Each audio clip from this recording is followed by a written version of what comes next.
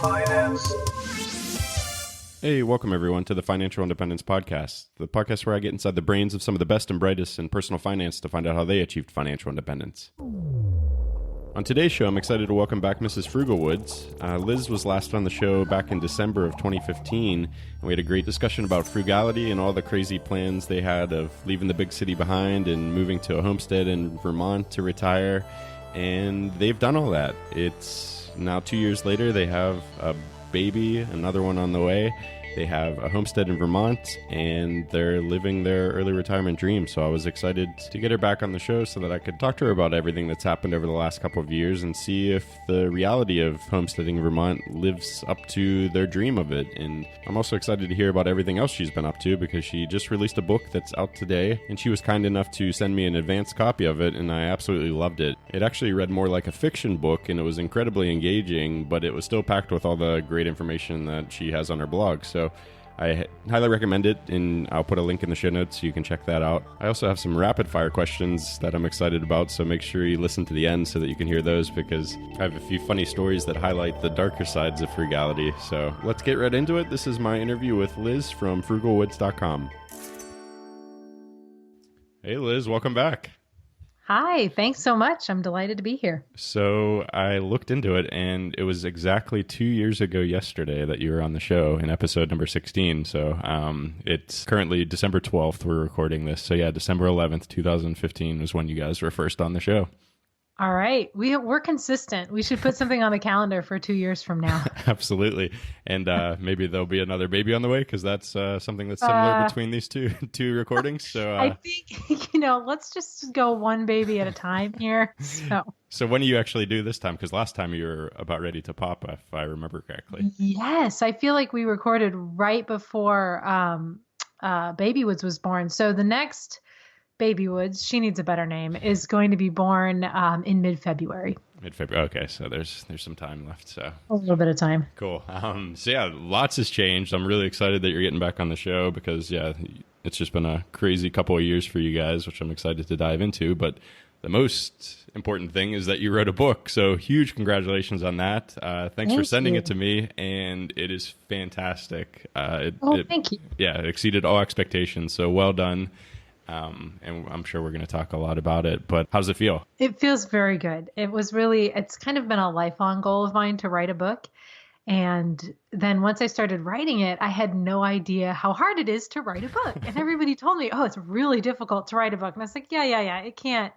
It can't be that hard. I write all the time. And it was a very challenging process for me as a writer. And I'm very grateful for it, because I definitely grew and advanced kind of in my skill of writing and in my patience level too with my own abilities, because some of the chapters I rewrote 15, 20 times, just a complete rewrite. And so it's a very humbling experience to write something, send it to your editor, and have them say, really just start over. So so it was a good experience. I really enjoy writing, and I still enjoy writing even after this process. And so it was eye-opening to me at the level of dedication that it takes to really do an entire book. It sounds like that would kill me.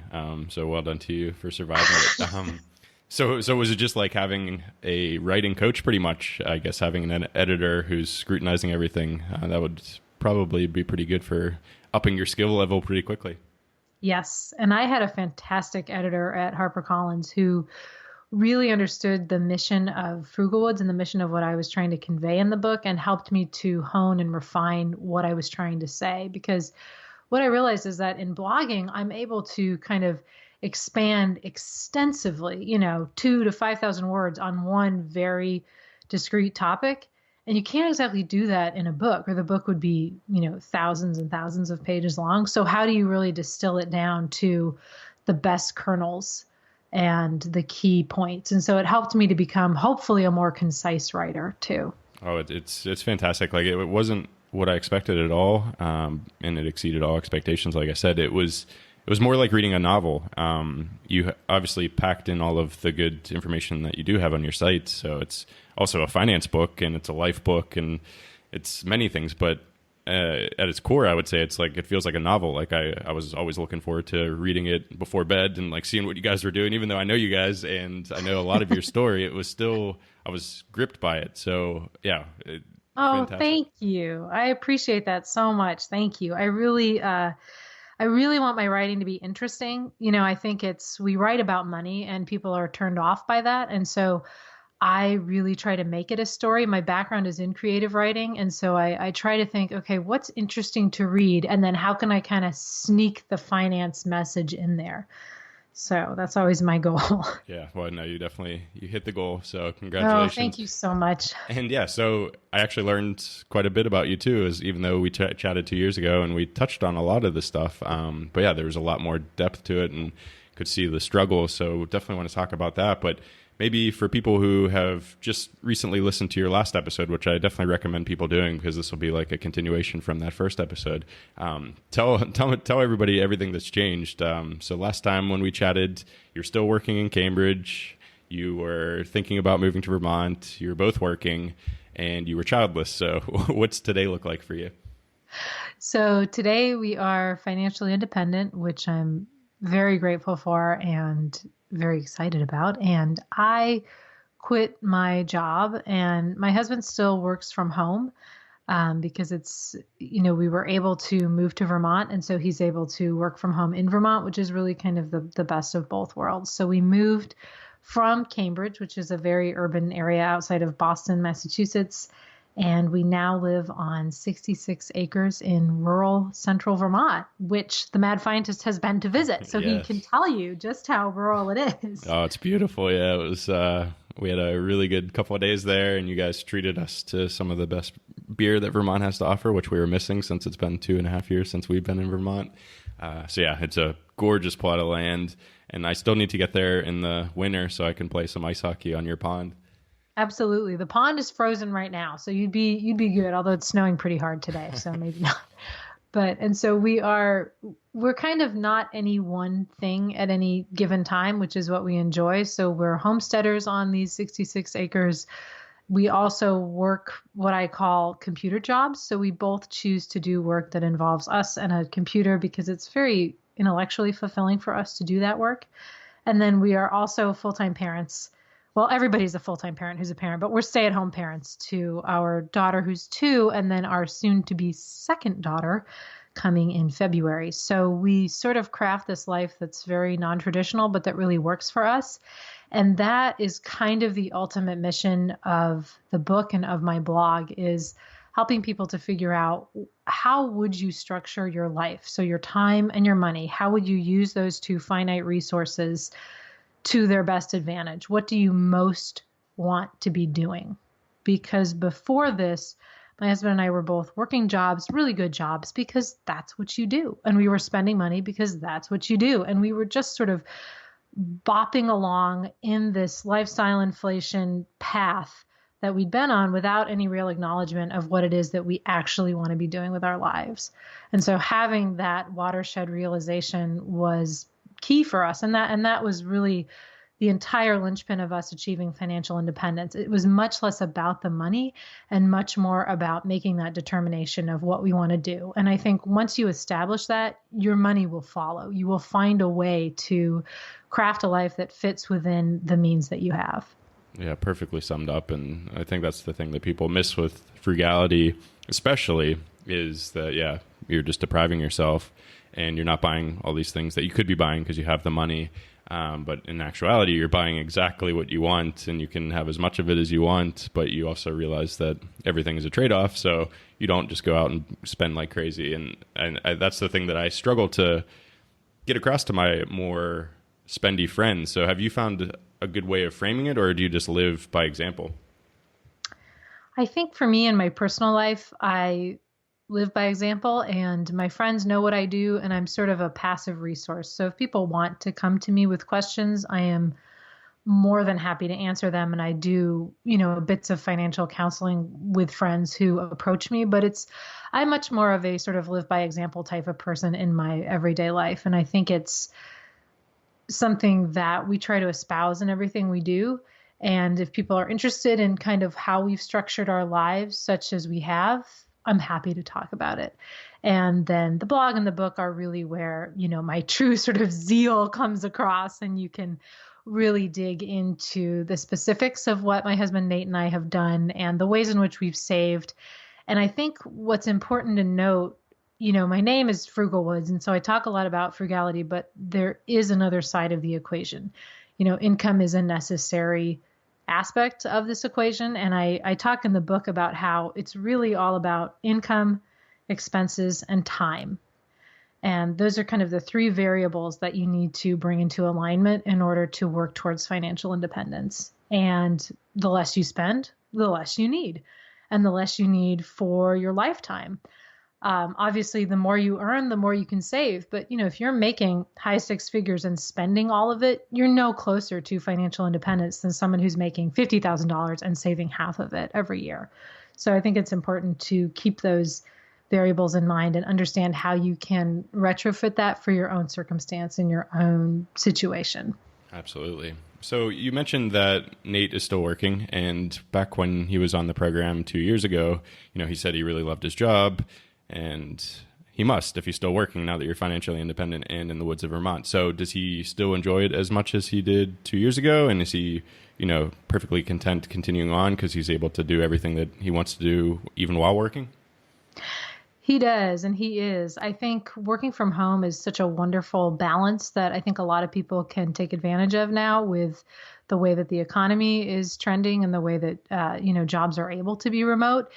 It gives him so much more time in his day. Just eliminating a commute is transformational, and just having those moments throughout the day where he can check in with the family and see what's going on, and having flexibility to work at night or early in the morning if that works better for his schedule. So I think having that flexibility has been paramount in making it tenable. And then also he enjoys the work. And I think that's a really important thing, is knowing what is fulfilling for you. I choose to continue working through writing the book. I certainly worked much harder writing the book than I ever did at my day job, let me tell you. And so it's, for me and for Nate, it really is a choice of what brings us that fulfillment and that contentment. And I am not happy when I am not writing. I can document this for you. Months where I have not written, I am not a happy person. I get, you get hangry. Like if you're hungry, you get angry. That's me. I get that. Well, I also get this if I don't write. It's the same problem. So I think knowing that about myself and knowing that I need that work has been a very important aspect of both financial independence, but also of being a stay-at-home parent. I've learned that I'm not a person who can be a full-time stay-at-home parent. I really need that work. And I think Nate feels very much the same way, that we both need the stimulation and the engagement and really the intellectual fulfillment that comes from this type of work. And then we also love the physical labor of working on our land, the ability to get out there in the woods and either hike or do chores or work in the garden or clear snow. It's such a great balance of life for us. And it's very much what we always wanted, is that wonderful symmetry of working with your body and working with your mind and spending a lot of time together as a family. We're so fortunate. We get to spend pretty much all day, every day together, which is just really a remarkable and wonderful thing. That's fantastic. And yeah, we're going to get into life as it is now and dive a little bit more into that. But I want to go back to 2 years ago. On the podcast, you said that you tend to do everything in life at once. And after reading the book, I realized that you took that to the extreme pretty much right after we stopped talking. So can you talk about that period of your life? I don't know what's wrong with me. I am continually layering life events on top of life events. And this happens over and over and over again with Nate and I. And so I think it's just how we are. I think we're both very driven, goal-oriented people, and we have these visions of what we want to bring to fruition. And we don't have a lot of patience to kind of wait for it to happen. And so we tend to dive in and do a lot of things at once. But somehow it does seem to work for us. So when we talked 2 years ago, we were just about to have a baby, and I cannot remember if I actually disclosed this on the podcast or not, but we were closing on our homestead at the exact same time. So we had located our property and viewed it when I was, I think, 8 months pregnant. And it was the one. We'd been looking for 3 years. We'd done so much research into rural homes, and this was it. We could not let it pass us by. And so the day that we came home from the hospital was also the same day of the inspection on our house up here. So Nate had to like hustle the baby and I home from the hospital. So then I'm sitting at home with this infant all day. Fortunately, my friend came over to hold her for a while, and Nate had to drive, 3 hours up to Vermont and be sort of mentally alert in order to do the inspection on the property and, walk the boundaries and make sure that everything was as we thought it was. And it was, and we went through and our offer was accepted and we closed on it in January of 2016. And then we moved here in May 2016 with a 6-month-old. And I was writing my book at this time as well and continued on with writing my book. And then now we are having our second baby, and my book is publishing a month after she's born. And this is just very much the trajectory that we often find ourselves on. And I talk about it a little bit in the book where, Nate and I would kind of make a decision to move or take new jobs or start graduate school, and it would happen immediately. I've looked back at our calendar and it's something like we'd make the decision and then the next Monday it would start. And I think that there's good in that and bad. And so I'm not necessarily advocating for this approach, but what I will say is that we very much have a philosophy of start now and don't look back, because you can waste so much time questioning if you want to do something or not. You can spend years deliberating about whether or not you want to change careers or pursue another degree or move to a new location. And that's all sort of lost time. And I think that's very much the way that we view it. And so we might be a little extreme. I don't know that you should necessarily write a book while you have two small children, but I also think that it's very possible. And I think that sometimes we limit ourselves mentally because we think we can't handle things. And I can say you can get a lot done in very short periods of time if you really want to be doing it and if it's what you want to do. So the other day, I think it was in a 20-minute time frame, I wrote something like 2,000 words because that's the time I had. Oh, wow. I had to go back and edit. I mean, there were a lot of typos. Okay. But I think it's kind of, if you want to do something, just do it. And that's really the philosophy that we live by. And I would say I personally need to work on maybe tempering that a little bit.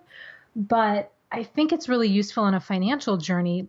If you decide today that you want to work towards financial independence, start right now. Don't wait until your next paycheck or until next season or until after Christmas. That doesn't make January any 1st. sense. Yeah, it doesn't make any sense. It's just lost time. Those are mental roadblocks you're putting up where you could be making actionable progress starting this moment. And I kind of enjoy that life philosophy because it lets me live without regrets. I really kind of do all the things I want to do. And sometimes I drive myself a little bit crazy, but it is an opportunity to recognize how much you can accomplish. And it's also an opportunity to simplify. So I've radically simplified our lives in the last few years. There's a lot we don't do. There's a lot we don't own. We have a very simplified home and a very simplified routine. And that's kind of what lets us do these other things. I'd much rather be writing than dusting a bunch of knickknacks. So I just don't have any knickknacks. You can make those trade-offs in your life and you can make those very conscious decisions. Even simple things that seem insignificant, like in your book, you talk about throw pillows on your bed. Like you put them in the basement in your new place because you're like, it just wastes my time. Every day I have to take them off before bed and then put them back on after I sleep. And it's just like, they don't bring me that much joy. So 100%. And you're like, throw pillows. That's 5 minutes. Yeah, that's 5 minutes, people. And, if you kind of identify all those points throughout your day, it's incredible how much you can get done. I don't brush my hair in the morning. Cause it just, it's good. It's up in a ponytail. It's totally fine. I save time by doing that. And so it sounds a little bit ridiculous, but honestly, it really works for me because it lets me spend more time with my daughter. And that's what's important to me. And I'd much rather do that than have coiffed hair. Also, no one cares on the homestead. It's not like the deer walking by have any opinion. Right. Yeah. That was one of the great things about Vermont, like just heading up to the shops and looking like an absolute state and not worrying about it because most people are, covered in mud or whatever. It's so true. I have to say that living in Vermont very much facilitates like a simplified frugal lifestyle because everyone here really kind of is focused on their highest and best priorities. And there's very little pretense and there's very little consumerism and there's very little stock put into appearance. And so it's funny, we'll go somewhere and we'll get there and I'm like, oh my gosh, we're kind of scruffy and like, I don't think I've bathed my child. And then we get there, I'm like, oh, it's totally fine where everybody else is in the same boat. Yeah, absolutely. I do miss that. That's good. It's a good way to live. Yeah. So you mentioned that you were planning this for years and looking for your perfect Vermont homestead. And then all of a sudden you found it and pretty much you're there. Like it all seemed to happen very quickly. And your dream was realized. And sometimes when that happens, the dream wasn't as you expected. Sometimes it's better. How did you find it? And I know you've been there for over a year, so you have some sense, I guess, of what it's like. But do you feel it's exceeded expectations? Are there things that you had thought you would feel or think that you don't?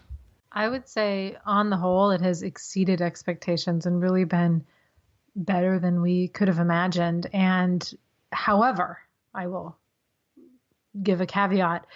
That didn't happen until really after we moved here and had lived here for a couple months. When we first bought the property, and I talk about this in the book, and I'm not going to tell the sort of terrifying experience that happened to us that made me think that this was a really bad decision with like a 2-month-old baby. Suffice it to say, when we first came up here to close on the property, I very much thought we were doing the wrong thing. And I was extremely concerned that we'd made a really big mistake. I was very nervous about moving here. It is a very rural property. You cannot see a neighbor. The neighbors are miles away. We are deep in the woods, which we love, but we were going from an extremely urban environment. And I got extremely nervous, so much so that on the way to the lawyer's office for closing, I almost told Nate, we can't do this because I was so overwhelmed at the sort of the prospect of this home. And so the reason that I was able to go through with it is that I did not want to live with the regret of having not done it, because I knew what it felt like to live in the city and work those jobs that were not fulfilling to us. So I was able to sort of see past the moment of panic that I was in and understand that it was going to be okay. But I mean, it was quite a gamble. It's quite a gamble when you change your life so radically. And I think what gave us confidence, again, is the backing of financial independence, right? Because, what Nate and I like to say at the end of the day, okay, so it was a bad decision. What's the worst that happens? You lose money,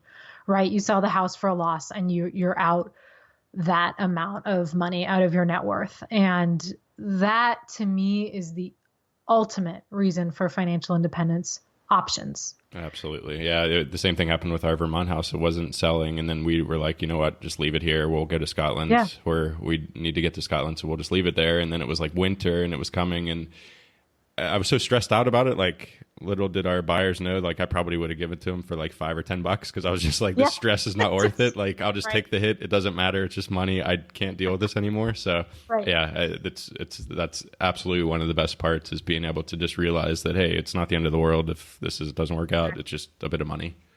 Oh yeah. That to me is the most liberating thing, when I can have that realization, like, it's just money. It doesn't matter. And, putting yourself in that position is, to me, transformational. And so people ask, why would you save 80% of your income? I'm like, oh, let me tell you, so I don't have to worry about money ever. It's the most liberating thing in the world. Absolutely.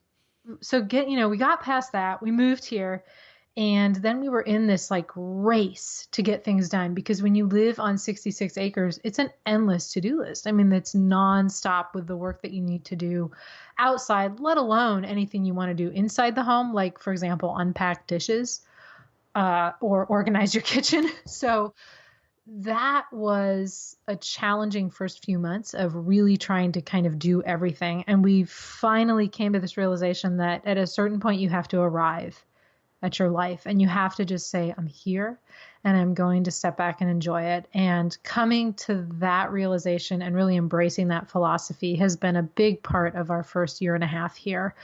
And we absolutely love it. We just could not imagine ever leaving. Can't imagine that we haven't always lived here. And we are so thrilled with being here. But I will say it was very nerve-wracking at the beginning. And I think it's really anything that's worth doing, I think is going to be difficult and scary at the outset because you're taking a risk. But what's the point if you don't take these risks and if you don't do these things in life? You're always going to wonder or regret or wish that you'd done these things. Well, yeah, if it's scary and really intimidating and you don't want to do it, then you should definitely do it because it's likely going to be worth it. And I'm so glad you guys did and are so happy. And when I read that part in the book, I just was picturing what would have happened to Nate if you said we can't do this after all those years of like researching and stuff, because it seems like you both are really detailed and scrutinizing numbers and so many different things to get to that point. I just imagine his head would have exploded if you were like, no, we can't do this actually. Well, actually, I'm married to a very Zen person, and if he had told me that, I would have lost it. If I had told him that, he would have said, okay, let's talk it through. So I think it's important to know your strengths. Calmness is not really my strength, but it is Nate's. So, in that way, we're really able to balance each other out. And I think being respectful of what your partner wants is an important tenet of working on this type of journey together. You need to really take into account what each person needs and wants, because you can't move to a homestead in the woods if one part of the partnership does not want to be there. It's not going to work out. You need to be on the same page. And so for us, choosing this dream together, choosing this home together, and then ultimately deciding to, actually drive to the lawyer's office and sign the papers was all very much a joint decision. And it's also, you have to, I think, in a partnership, you do have to think about what's going to make your partner happiest, because I'm happiest when he's happy and he's happiest when I'm happy. And so I think recognizing that and balancing that has always been important for us. And it's also true that then your kids are happy. It's kind of reflects throughout your whole home if you are able to live kind of a content lifestyle. Yeah, definitely. So you have a Cambridge house, or a house in Cambridge, Massachusetts. So when I talked to you last, you were planning on renting that out once you got the homestead, and you were planning on managing it yourself. So I was just wondering how that's going, if you've decided to hire out the management to someone in Cambridge or... That is going really well. We have been just thrilled with how that has worked out. And we did decide to hire a property manager, which has been an excellent decision. We're about 3 hours from Cambridge, which is not, it's kind of on the edge. You could manage it yourself, but what we came around to realizing is that it wasn't, ultimately, it's money, and it wasn't worth the time to us. I didn't want Nate to have to be, driving 6 hours in order to fix a leaky toilet, which is exactly what would have happened. And so for us, it's very much worth it to pay a property manager. And what we pay is, I think it's a flat rate of $105 a month, which is a really great rate for property management. So what I would say is, if you're looking for a property manager, call around to a lot of different managers, because I found just wildly different rates in Cambridge and wildly different levels of service. And I think it's a question of, what do you actually need for your property? How much are you willing to do versus how much they're going to do? And something like going down to clean in between tenants, we are willing to do that. But again, the leaky toilet in the middle of the night, we are not willing to do that. And so outsourcing that to the property manager has been a great decision. They also listed the home and rented it out for a higher price than what we would have asked. Oh, wow. We'd been doing a lot of research in the market to try and figure out where we would fall, and they priced us a couple $100 above that, and they were able to rent it out to the first people they showed it to. So I was like, great, you have earned your commission. That's fantastic. And is it pretty much completely hands off for you guys then? It is. It has been so far, we've only been doing it for a year and a half. It's been a really passive source of income, and it's really generating revenue at a great rate. And I think one of the reasons for that is just the market in Cambridge. I'm very cautious about recommending real estate investing because, and I'm sure you've talked about this too, it's so dependent on the market and the pool of tenants that are available to you. And I think Cambridge is great because there are a number of universities there. And there's also a burgeoning biotech industry there, and places like Google and other tech companies are also headquartering there because of their proximity to MIT, the Massachusetts Institute of Technology. And so there's kind of this upswell in the market. And it's also a very constricted housing market because there are a lot of historical regulations in Cambridge. And so there's just not enough housing. And 60% of units are rented. So, when you kind of look at all those variables, it's telling you this is a good place to be a landlord. And so I think before you make a decision like that, as it is not always a revenue generating proposition. And so I never want people to assume, oh yeah, I can rent out this place in rural Vermont and make tons of money. Probably not. So, I always want to kind of temper my enthusiasm for it with, you need to have a deep knowledge of the market that you're looking at. And when we bought in Cambridge, this was our assumption that home would become a rental. And so we really bought with an eye towards renting it out, not with an eye towards it being our forever home. That's definitely the mistake I've made in the past is we've owned 2 houses and each of them were bought just as like, oh, this is going to be a great place to live. And both have ended in so much stress for me. So I said to Jill, I was like, if I ever buy again, it's like my first priority is that it's a good rental investment, because then if we do want to leave in 2 years, we don't have to worry about any of this stuff. It's hopefully a sound investment. We could cash flow and not have to worry about selling if it's a bad market or whatever. And yeah, I think that's a great piece of advice. Right. And I would say that, we did very much the opposite with our Vermont home. I mean, we consider this property $0 in our overall net worth. Even though, it's a great house and a great property, it just, rural places do not necessarily appreciate. They do not even necessarily stay static, and they certainly don't sell quickly. And it's very unlikely that it would be a successful rental. Probably impossible. And so we very much bought this place like, we just want to live here, and it's worth $0. So I think, having that awareness when you're buying, like, am I buying this with an eye towards rental?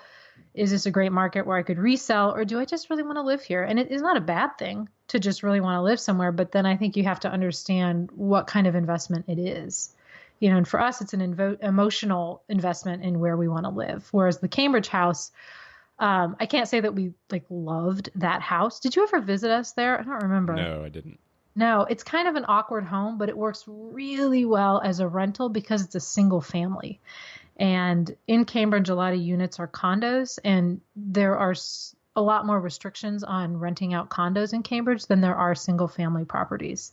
So we could have gotten a much nicer condo to live in, but it would not have been as good of a rental opportunity. So again, having that awareness before you buy, I think, can be really helpful. Yeah, no, definitely. And yeah, that's where we made the mistake for us is we knew that we would probably be there 5 years max. So it's like, okay, this is not our forever home. And it wasn't going to be a good rental. So then it was like, oh, we want to leave right now, but it's just not a good time to sell and things like that. So yeah, just knowing where you are in that space and having it all up front in your mind and know what you're going to do in that situation is, I think, key for not having all the stress that I had. So when we chatted last time, I think both of you said that, frugality is a lot easier when you have a goal. So when you had the goal of buying your Cambridge house, that was easy to be frugal and you were able to save a lot of money. But then once you bought the house, then you sort of got off the path. But then you realized that you wanted to retire to a homestead in Vermont. So then you had this other goal and then you got super frugal again. Do you have a goal now? Or are you just is that so deep in your being, frugality, that it just comes easily? I think it's more that frugality is so ingrained in our lifestyle that that's just the way that we live at this point. I would not say that we really have a concrete goal. I would say we have kind of personal goals where we want to see our net worth go and kind of the things that we want to do with our money. We started a donor advised fund last year, which is a tax advantaged charitable giving vehicle that I highly recommend if people are looking for a way to lower their taxable income. And that was a big priority for us, to be more strategic and mindful about our philanthropy. And that's something we'd like to do more of in the future. And so, I think we have sort of monetary goals around that and around some different things we'd like to do around the property and in our community. But overall, no, I would not say that we have like another big goal. I don't ever want to move again, I don't think, for my entire life. So no, I'm sure I'll move someday. But, I think for us, it's really just maintaining and creating this life that we want to be living, and our family is still growing. And so we're very much kind of in those transition phases.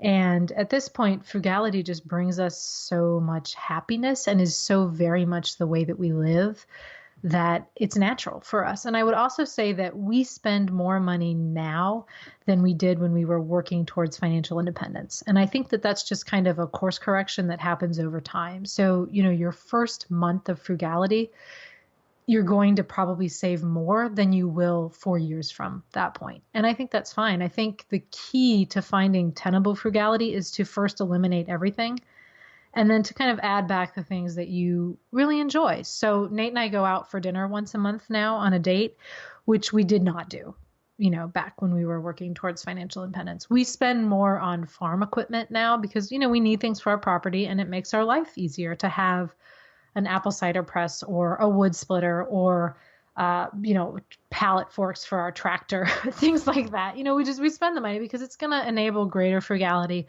And it's going to allow us to live out here more sustainably and make our own, hard apple cider. So I think our spending is certainly higher, but it is not at a level where I feel like it's on frivolous things. So I think if you always have your parameters of goal-based spending guiding you, you're going to arrive at a really good place with your frugality. And I think it's not a static thing, right? Inflation, your family size increases, your needs increase, or they decrease. And I think you need to just be aware of that. And you can keep an eye on your overall net worth, and you can keep an eye on sort of what your income is at that point and where you are in your journey. And you can adjust your spending as it's appropriate. Yep, that's exactly what I found as well. Like our spending has definitely increased, but nothing worryingly. And I'm not worried about it because so many years of frugality, I know that I'm spending on things that make me happy and not anything more. And I think it's been a huge gift. I think is just being able to relax a bit, because before I was super scrutinizing everything, just like I know you were. And now it's like, okay, just relax. You got this down. You know what you're doing. So don't stress about every single thing, because overall you're doing great, and it doesn't matter if you have spent an extra $100 a month than you did a year ago. So right, exactly. And I think it's like if you have that goals-based spending at the forefront, it's kind of immaterial. And it's also, for me, I think I'm moving into sort of being more of a minimalist. I think this is a new phase for me where what I'm recognizing is that I love this simplicity of frugality. And I really like sort of owning less stuff and having less stuff that I need to care for and be concerned about. So I've been getting rid of a lot of things. I think it's also because I'm pregnant and I just do this when I'm pregnant. So, so talk to me again in a couple of years. I might feel differently. But frugality has made me a less stressed person because I'm just not worried about as many things in my life. Like, it's the Christmas season and I do not feel stressed because I'm not buying gifts for my husband or daughter. Like, this is just not, I got her stuff at a garage sale like 6 months ago. She has no idea. So, it's, for me, it's just a very stress-free time. And I'm like, this is great. This is how I want to live all the time. So for me, I think the goals have kind of evolved to be a little bit less about money and a little bit more about time and mindset and mentality. And how do you find that kind of that inner peace and that inner serenity that I think stems from financial independence, but also stems from using your time exactly as you want.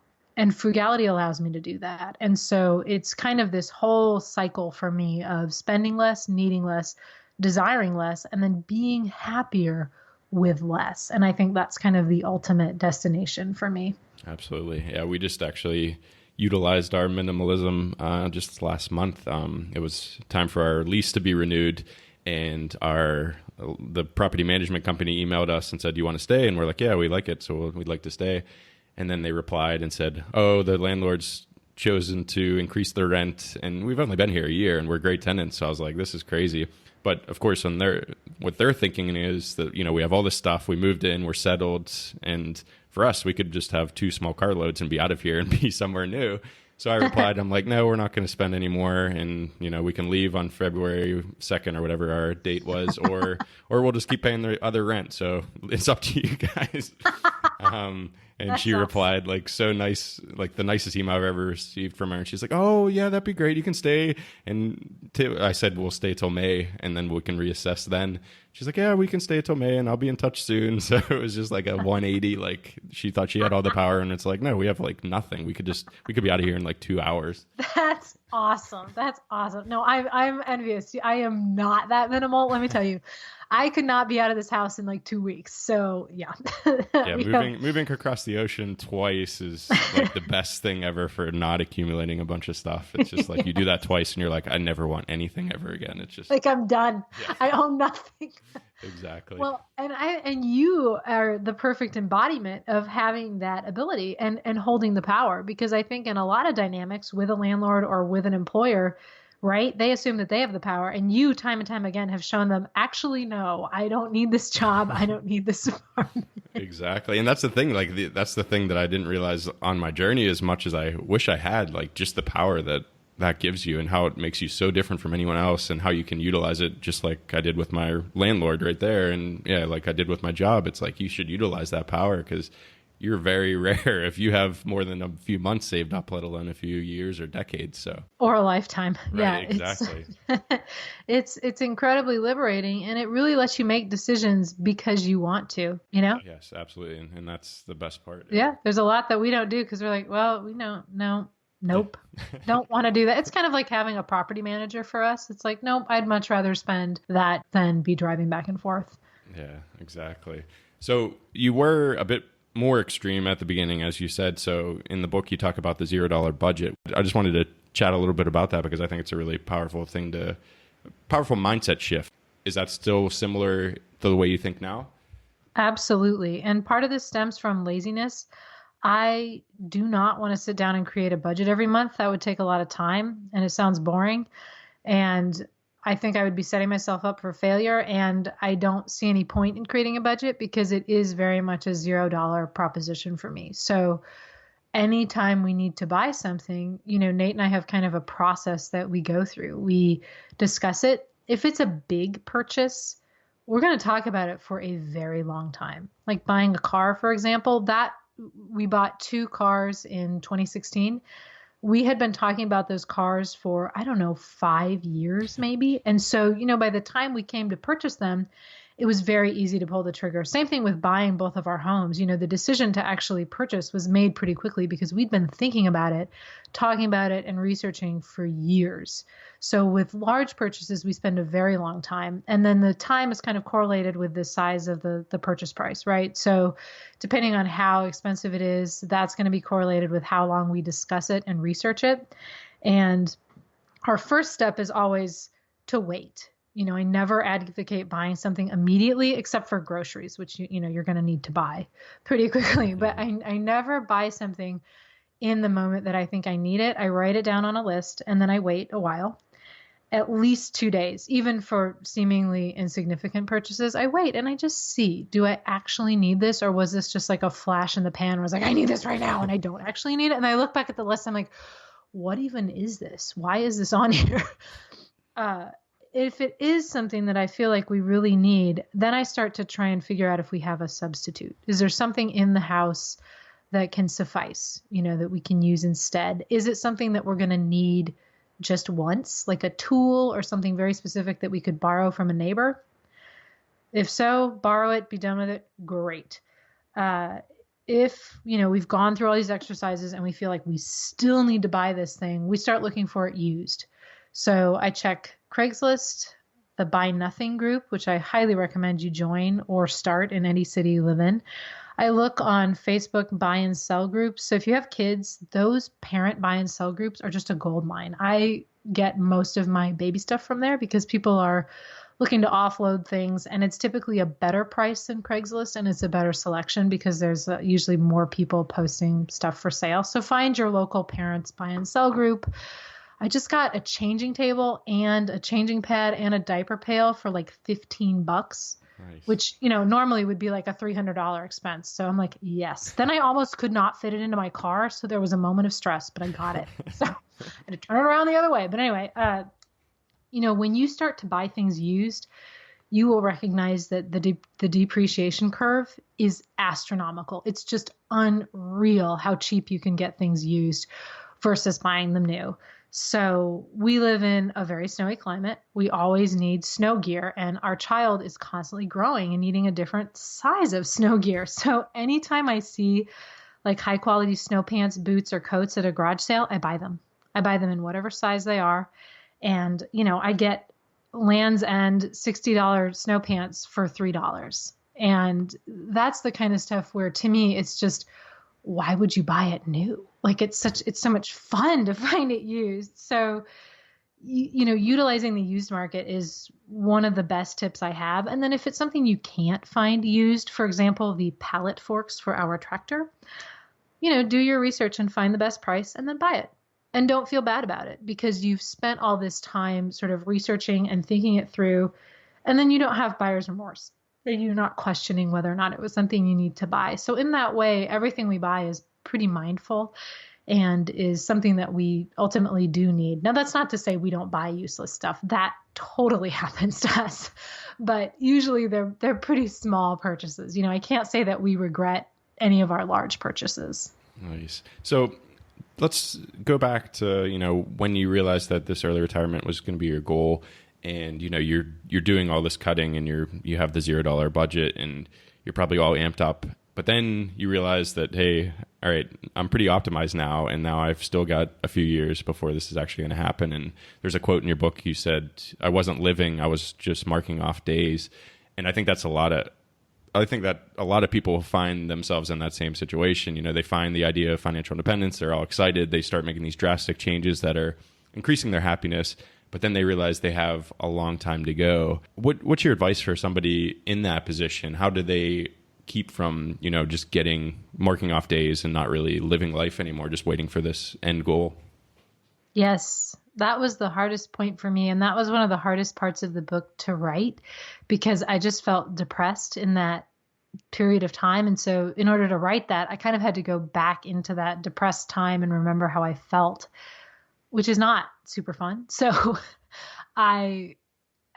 it's difficult because you have this heady euphoria of like, yes, financial independence, I am rocking this. And then you go a couple months and you're like, okay, I have done everything, got my index funds, got my 401k, got my savings. Okay. And there's kind of nothing left to do with your money. So then you're just sort of stuck sitting in your apartment wondering what to do next. So I think for me, it was really important to have an outlet. And so my outlets during that time were Frugalwoods, the blog, and I really poured a lot of energy and enthusiasm into that. Writing is my passion. Writing is what I'd always wanted to do and what I had not been doing because I always thought I didn't have the time to do it.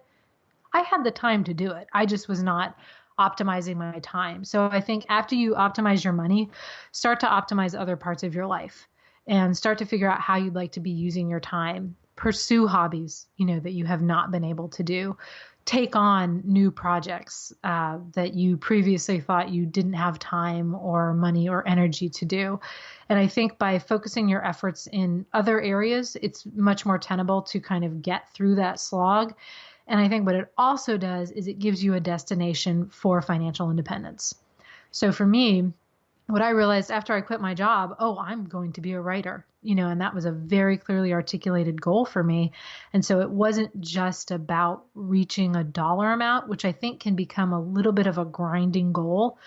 For us, kind of those dollar amounts just kind of flew by and we've kind of passed them by and been like, oh, that's cool, because we're so focused on what we want to be doing with our lives. And I think that that's a really important thing. I think you've actually written about that. really articulately that you need to be retiring to something, not just from something. So figure out what those passions are as you're waiting. So for me, writing the blog was transformational, and also doing yoga. I got really into doing yoga at that time because I needed a physical outlet. And so I volunteered at the front desk of my yoga studio and got free classes. And that was another excellent way for me to kind of fill my mental energy and fill my space while I was waiting. That's fantastic. Yeah, that's great advice.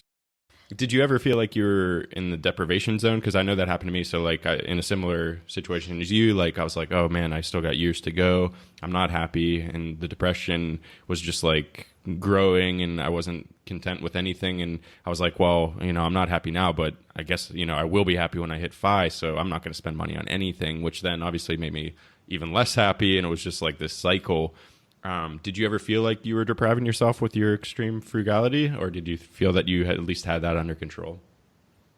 For me, the frugality was kind of the easier side of things. For me, it was much more difficult to keep working the job I was working and living in the city I was living in, because that day-to-day reality, it's like, oh, I'm imagining this life on a homestead, and yet here I sit in my cubicle. And so that was the hardest part for me. Somehow the frugality part was easier. And I think because it is such a measurable goal that I really loved seeing how much we were saving every month. And so I was so motivated to get to the end of the month and it's like, yeah, we spent so little. That was kind of a motivation for me in and of itself. But just going through the days and the weeks was hard for me. And what it ultimately did, though, is it made me so much more grateful to be in the position I'm in now. And I think one of the things I like to highlight and that I talk pretty extensively about in the book is the privilege of doing this. I think there's so much privilege in being able to pursue financial independence. There are so many people for whom, working 2 and 3 jobs still does not cover their basic needs. And so the thought of putting away this much money is wholly divorced from their reality. And I'm very cognizant of how lucky Nate and I are and how much privilege we have coursing through our lives, from the parents we had to the educations we received to the careers we enjoyed. It's a really fortunate position. And so I didn't want to lose sight of that. Like, oh, so you don't like going to your well-paying white collar job, Right. Too bad. How sad. And so being able to step back and understand just how fortunate we were to pursue this lifestyle and now how fortunate we are to live it out is what I try to reflect on, and having that gratitude and then having that empathy for people for whom daily life is such a struggle that these types of dreams and questions are not even possible for them. And just recognizing how lucky it is to even have the ability to craft the life you want. Yeah, you have an excellent post called Deprivation versus Abundance. And I think that's a really good one to read for anyone who is feeling like they're depriving themselves or, maybe just cut too much and now aren't happy. And I know for me personally, like travel has been huge with that, because you go to these countries and you realize like how much privilege you actually have. It's easy to gloss over it when all your friends look the same as you and all your family are doing the same things. But when you go to some other country and it's like, wow, they're working so hard every day just to get some rice, and it puts it all into perspective. And right. Focusing on that and focusing what you do have, not that goal, that FI goal that's maybe 5 years away, but actually realizing, hey, I'm actually working on these things that I'm working on these skills that allow me to do these things that I want to do, and I'm able to put food on the table, and focusing on that rather than the thing that you actually want. And I think in that post you say something like greed versus gratitude. So having gratitude for what you do have rather than being greedy for what you don't yet have. And I think that's an awesome thing to keep in mind during that stage. Absolutely. And I think what it also does is it kind of enshrines frugality and simplicity into your life, because you recognize that you don't need a lot, and that you can be happy with less, and that you can, as a result, give away more, and that you can find ways to sort of impact your community and be helpful in that way. And you mentioned community there, and that's something that came across in the book, that one, I realize that's lacking in my life. Like, I'm a city dweller right now. We always move every 2 or 3 years, so we never really put in the effort to develop that community. But it was really cool to read how your frugality has helped you foster a community in Vermont. And it sounds like Vermont, it would be a bit easier than in Cambridge, but you gave the example, I think, of like you could pay to have your dog watched while you go on vacation, which is just an expense. But then otherwise you could maybe create a community of dog owners in your local town, and you can all like make a pact and say, whenever one of us is on vacation, we'll watch the other one's dog. And then, you're saving money, but then you're also helping other people in your community, which makes you happier. You're also like fostering this community of people that you may not have had before. And I thought that was really cool. And that's not a link that I've actually put together before, how frugality can foster and help you improve your community. But can you give maybe some examples of how that's doing that in Vermont? Absolutely. The dog example is great, and that we've availed ourselves of that for years. We've actually never paid to board our dog. And I think recognizing that barter and trade is not dead. Our modern economy has created all of these opportunities to pay people to do things. But what we forget is that there's a lot of people who would rather not be paying to do those things, and they would much rather trade with you. And so bartering and trading with my yoga studio was a great example, with dog watching. And then I think in a rural context, it's a little bit more at the forefront because it's something that people are more accustomed to. But I would say that it's entirely possible anywhere in suburban, urban, rural areas, because people are interested in building that community. I think, especially in the US, we've come around to this idea that our unifying activity is to be consumers. That's kind of the one thing that we all do. And when you step outside of that loop and start to realize that's not true, you will find other people who are also interested in building deep connections and in working together and in being collaborative. And so what we found out here is that people are so much more open and willing to help you, and also to ask for help and to be very frank. And could you come over with your car and help us move? Or could you come help us move these pieces of furniture? Or could you come help us repair this well? We need to dig a ditch. These are all things we've done, by the way. These are all real life examples. And, similarly, we say to people, could you come over and watch our daughter while we go to the doctor? And, that we've been able to sort of create these relationships where you are able to offer your skills to people. So one of the things we bring to rural Vermont are tech skills. And so Nate is kind of like the tech guy. People stop by, call up with tech questions. So yeah, you need your internet installed. You need your phone set up. We're here for you. So I think finding what you can offer to your community, and then being very honest about what you need help with. People are very excited to help and to be part of your life. And I've been so pleasantly surprised by how much community we're surrounded with out here. And again, in a rural context, you really kind of need each other, because goods and services and stores are very far away, and there's a lot of work to be done out here. And so it's sort of not a lot of money changes hands, but a lot of projects get done together. Like Nate helped some friends move a wood stove from one person's house to another person's house. I don't know how you even hire someone to move a wood stove. So they just got some guys together and were like, can you just come over and help us move this wood stove? Sure. It's things like that, just being open to it. And I think being available in your community is really important to us. And it's something that we enjoy and have found a lot of deep fulfillment from. And we've created relationships with people of all different ages, which is another element of frugality that I really love, these intergenerational relationships, because people know so much. Our friends who are 60 and 70 and 80, they've had incredible lives and they have so much to offer us. Likewise, our friends who are 9 and 10 are just fantastic and hilarious. I looked out one day and one of them was on the roof of our barn. I was like, okay, well, we got up there. They're going to be able to get down. So I think opening yourself up to sort of that diversity of community is a wonderful thing. And it really does facilitate not only frugality, but also, I would argue, just a more fulfilling life.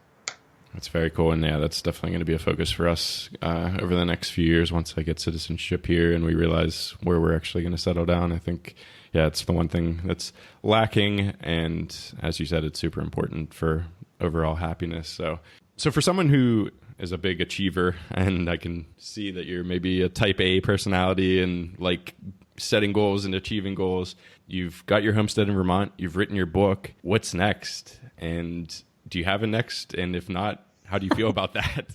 Oh my goodness. So it's true.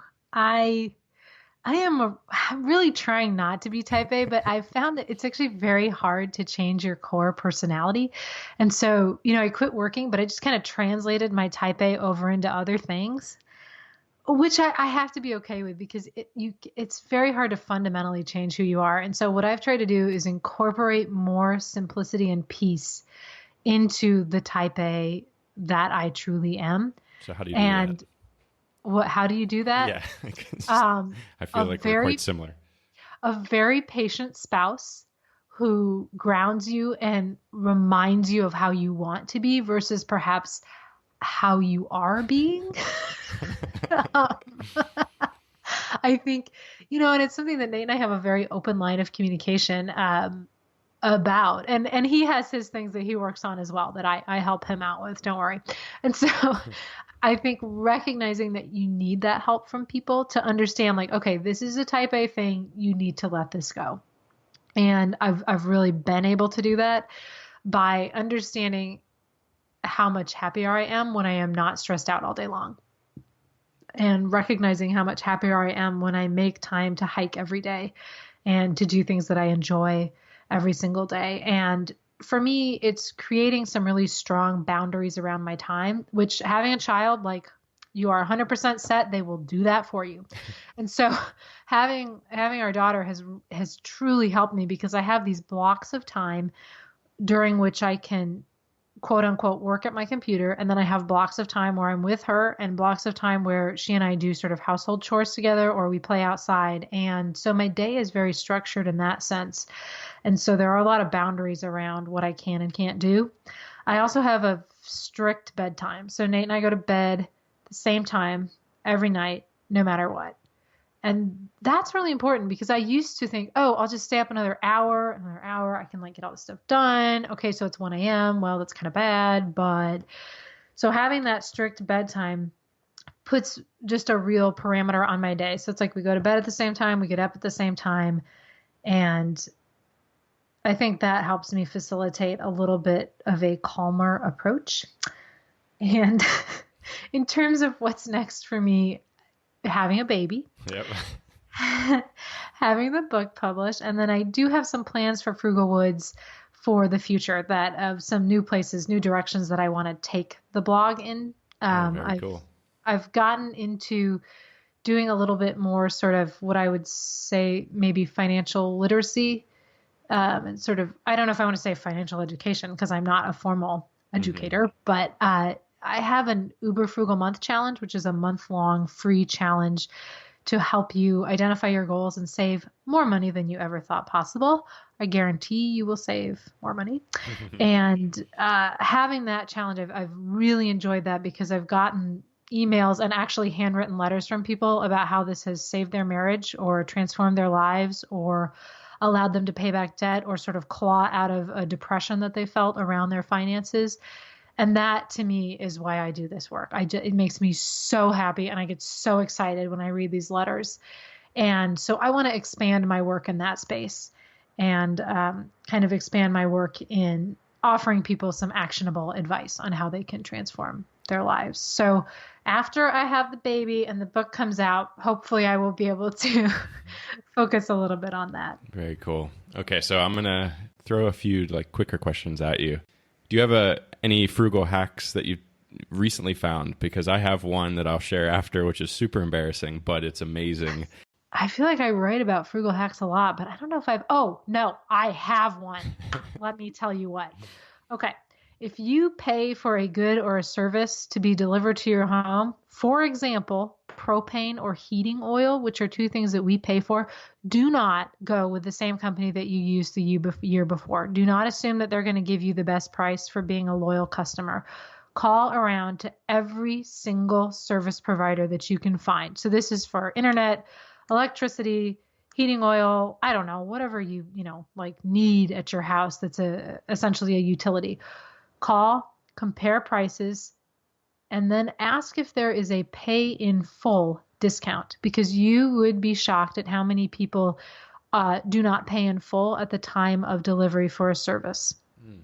If you go on a monthly payment plan for something, it's highly likely you are going to either pay interest or pay a higher price.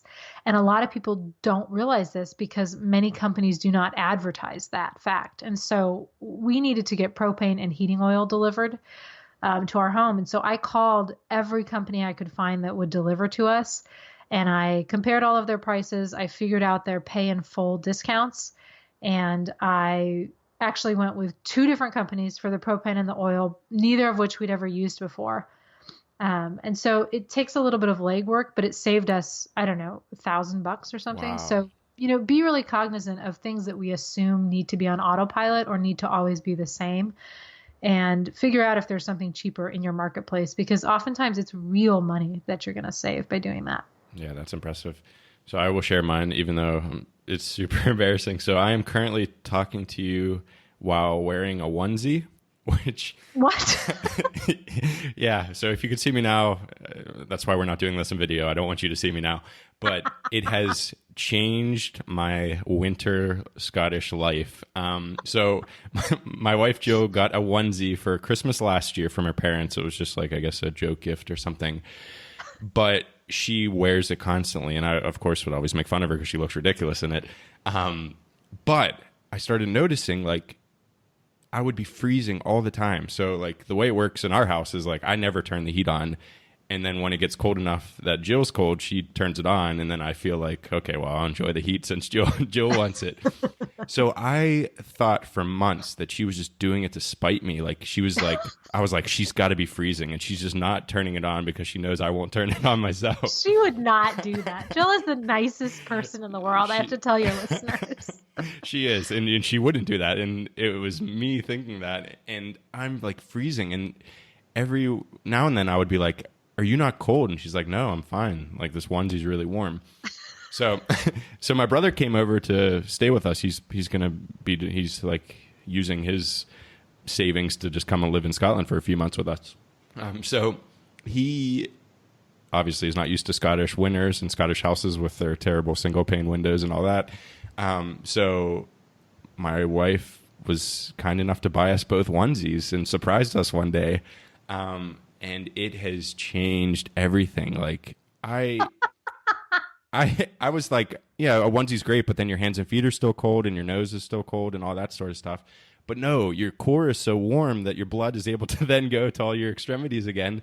And we've probably saved 10x what the onesies cost in heating just since we got them. And that was like a month and a half ago. So for anyone out there who doesn't mind looking ridiculous and doesn't want to heat a whole house. So Mrs. 1500 from 1500 Days, I saw that they were spatting about the thermostat again on Twitter. Get yourself a onesie and you'll never have an argument again.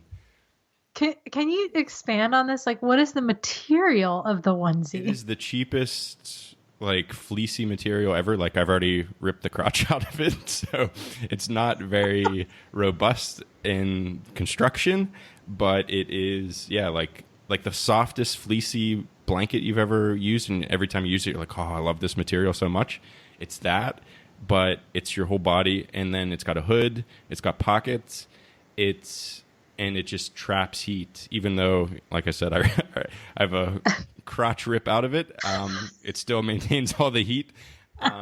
So it's fantastic. So you will look like an idiot, but it's worth it for the heating savings. So. Does it have the footies in it, the little feet? No, I don't. No, it doesn't. But I don't even think I could handle that. I think that would be way too warm. Like, it's so super warm that, like I said, like, my toes are always warm and my fingers are always warm, and it's because like my core is so warm that my blood is just doing its thing. Okay, you have to send me a link to this. I need to see this. Cool. I will link to it in the show notes. I don't want to see it on you. Send me a link to where to buy it. I will send. I'll put a link in the show notes. Send you a link, and my wife took a picture of my brother and I wearing them, and having someone else there makes it look slightly cooler. So maybe I'll put that in the show notes as well. I would like to see that. All right. All right. So second question. In the first interview, Nate said that one of the things he wants to do when he's financially independent is to bounce radio waves off the moon. And that sounded like the sweetest thing ever. So has he done it yet? And if not, why not? So to be honest with you, I don't know, because we allow each other a lot of independent time to do our own stuff. So I got to tell you, he might have done it. I don't know. He like goes to the barn. I don't know what he does out there. So it's possible. I don't think so, but he's advancing in his kind of things that he wants to be doing around the homestead. And he does have a weather station that he installed, Ooh. which I think that's kind of like a space type of thing. Okay. Well, I'll follow up with him next time I see him, because that's... I need to ask him about that directly. All right. Third question. Frugal Woodstock. Why hasn't it happened yet? And when is it going to happen? Because you have not organized it. You and Mr. 1500 need to organize it. All right, I'll get on to Carl, because I think that was his baby, so I will leave that up to him, and he will definitely organize a much more fun event that I couldn't probably even imagine. So it's a wonderful idea. I love it. I am also kind of having another baby and feeling a little busy right now, but I would not rule it out for the future. I think it would be a lot of fun. We've actually had a lot of friends come visit us. You and Jill came. The 1500s have come. J.L. Collins has come to visit us. Some other fire people who now I can't remember who all has come. But we've been really fortunate to have a bunch of visitors, and I love having people come, and it would be wonderful to have everyone come at the same time. The logistics elude me right now. Cool. Okay. All right. Well, I'll get on to Carl about that so he can start organizing. Yeah, it's all Carl's fault. So I want to bring back a phrase I used in the first interview, which I'm super embarrassed about listening back to it.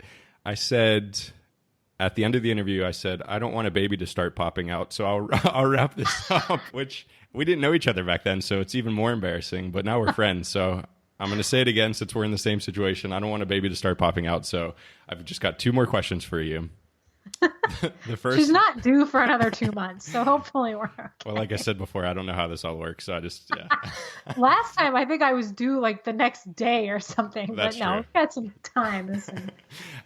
So I couldn't let you get through this without you talking about the FinCon food incident that just keeps reliving itself every year we go to FinCon. So please tell the dark side of frugality and share that with the audience. All right. This is not the dark side of frugality. This is called strategic efficiency. All right. Listen.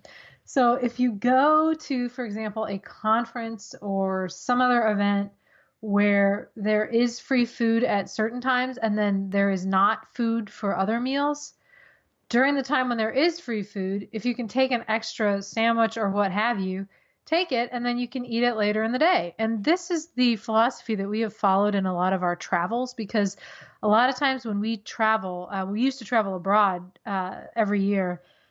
We used hotel points, and we had status with Starwood for a long time. And so breakfast is included when you have status. You get to go to the club and you have an included breakfast. Obviously, your lunch is not included. So when you go to breakfast, get some pieces of toast, make a little sandwich, take it with you, have it for lunch. I think this is strategic. Brandon thinks that this is tacky. No. I will share the dark side. This is a very dark side and is very personal to me. So if you are at a conference and you tend to stay up later and Mr. 1500 makes you drink 1 too many beers than you actually wanted, and you wake up a bit late, and then you come to breakfast with your lovely wife who's hungry and she's, traveled from Scotland to be there, and you realize there's no more food left, and then you're sad. So then you sit through these sessions very hungry and sad, and then you come to lunch and you see Mrs. Frugalwoods bring out this amazing spread of what could have been my breakfast and eat that in front of you and enjoy it twice. So that is definitely the dark side of the frugality. Okay, I shared it with people, and I would say that the dark side, this is just a lesson on waking up early, folks. I've written about this on the blog. You need to wake up early. Yeah, that's fair enough. Okay. Yeah, all right. So I am sorry about that. I did feel bad about that. I'm sorry. I didn't know they were going to run out of food. Well, they didn't expect everyone to be taking 3 meals for the next week of their lives, so they didn't factor that into their calculation. I would also point out this was like 2 or 3 years ago, and you are still not over it. Well, I think I have a picture from the hotel lounge we were sitting at this year, and it was a very similar scene. So I will also include that picture in the show notes. But luckily, I was there with you, so I did get to eat. But I was going to say you were eating right alongside me. There was some poor soul that came in 10 minutes later and had nothing. So, Anyway, Oh, that is not true. so I always end all my interviews asking one piece of advice for someone on the journey to FI. What would it be? And since you've answered this before and probably didn't revisit it, I always like to do it because it's interesting to see if that one piece of advice has changed. So what's your one piece of advice for someone on the path to financial independence? Know what you want your life to look like. Know what you want to do. So the money side obviously is going to facilitate that, but the money is not going to tell you what you want out of life. Money is just an enabler. It's not going to make you happy. It's not going to bring you fulfillment. You need to know what your passion is and what your calling is. Why are you doing this? Why are you working towards financial independence? And what do you want to do once you're there? Great advice and consistent. That is exactly what you said 2 years ago. So, oh, is it really? Yeah, I was hoping maybe I'd like evolved, and No, that's timeless advice, and I think that's the most important thing. And that's the thing that I got wrong on my journey was just focusing on the money. But had I focused on the actual life itself, one, I would have had a more enjoyable journey, and then I would have had a better idea of what to do once I got to that goal anyway. So yeah, I think that's I think you've done a pretty good job. I think you can say you've successfully managed that and achieved that. Well, thank you. Yeah, I'm learning every day, but yeah, trying my best, I guess. So Liz, thank you so much for doing this again. It's always a pleasure to chat with you. And I'm super excited for your book to be released. So congratulations again on that. It's Meet the Frugalwoods. And by the time I release this, it'll be out and people can buy it. I'll put a link in the show notes. Anything else you want to say before we wrap up or anywhere else people should go to see you? Obviously, frugalwoods.com.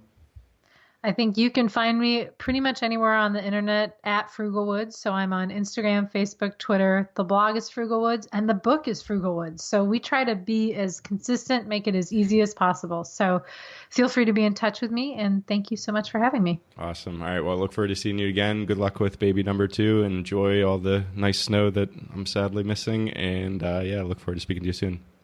Sounds good. All right. Bye. Finance.